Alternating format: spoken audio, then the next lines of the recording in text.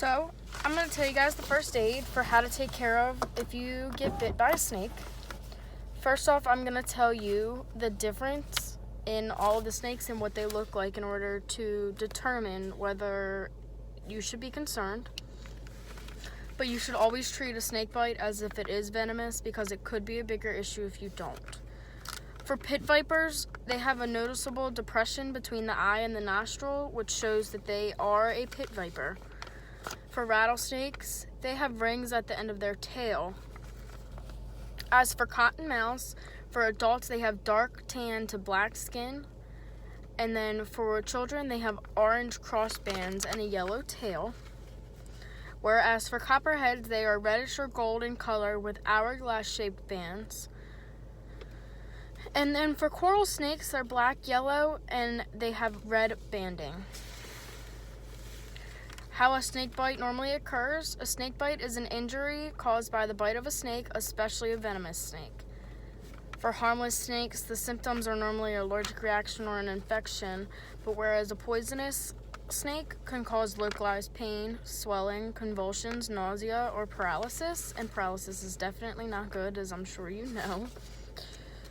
For first aid, for like a harmless snake, or if it is just a minor bite, it would be cleaning the wound, remaining calm at all times, as well as the person who is bit, keep them calm. And 3 would be immobilizing the affected area. It is essential to get emergency help immediately for emergency treatment. The outlook for recovery is a lot better if you call than if you don't call at all. For more first aid, which is more in detail, the first step would be to call 911 immediately. The second step would be note the time of the bite because that could be helpful when you get to the ER. For 3, keep calm and still, as movement can cause the venom to travel more quickly through the body. 4 would be remove constrictive clothing or jewelry because the area surrounding the bite will likely swell.